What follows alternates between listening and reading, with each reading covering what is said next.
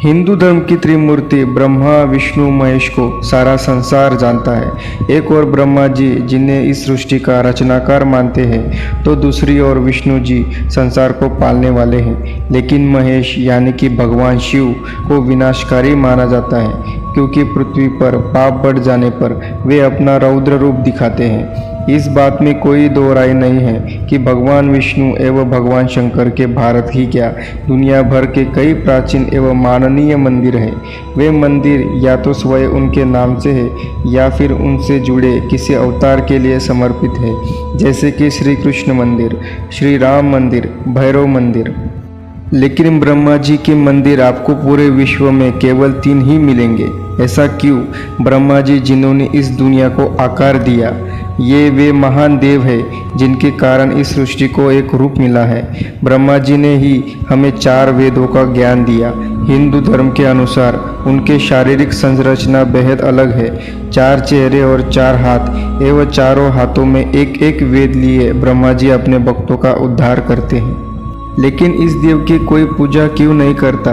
क्या आप जानते हैं कि धरती लोक पर ब्रह्मा जी के मंदिर तो हैं, किंतु वहाँ पर भी ब्रह्मा जी की पूजा करना वर्जित माना गया है। परंतु ऐसा क्यों? इस प्रश्न का उत्तर एक पौराणिक कथा में दिया गया है। कहते हैं कि एक बार ब्रह्मा जी के मन में धरती की भलाई के लिए यज्ञ करने का ख्याल आया। यज्ञ के लिए जगह की तलाश करनी थी। तत्पश्चात स्थान का चुनाव करने के लिए उन्होंने अपने बाह से निकले हुए एक कमल को धरती लोक के ओर भेज दिया। कहते हैं जिस स्थान पर वे कमल गिरा, वहाँ ही ब्रह्मा जी का एक मंदिर बनाया गया है। यह स्थान है राजस्थान का पुष्कर शहर, जहाँ उस पुष्प का एक अंश गिरने से तालाब का निर्माण भी हुआ था।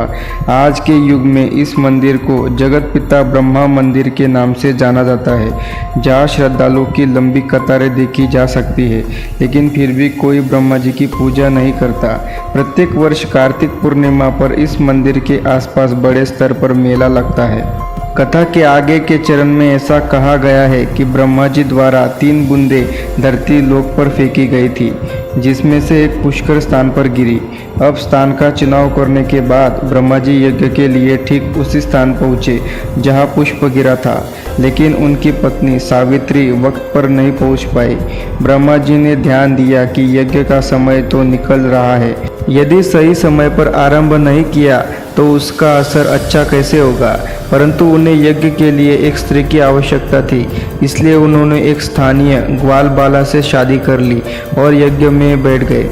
अब यज्ञ आरंभ हो चुका था, किंतु थोड़ी ही देर बाद सावित्री वहां पहुंची और यज्ञ में अपनी जगह पर किसी और औरत को देखकर वे क्रोधित हो गई। गुस्से में उन्होंने ब्रह्मा जी को शाप दिया और कहा कि जाओ, इस पृथ्वी लोक में तुम्हारी कहीं पूजा नहीं होगी। यहाँ का जनजीवन तुम्हें कभी याद नहीं करेगा। सावित्री के इस रूप को देखकर सभी देवता लोग डर गए।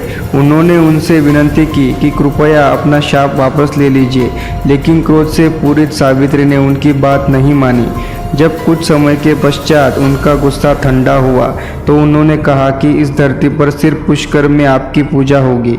कोई भी दूसरा आपका मंदिर बनाएगा तो उसका विनाश हो जाएगा। पद्म पुराण के अनुसार ब्रह्मा जी पुष्कर के इस स्थान पर 10,000 सालों तक रहे थे।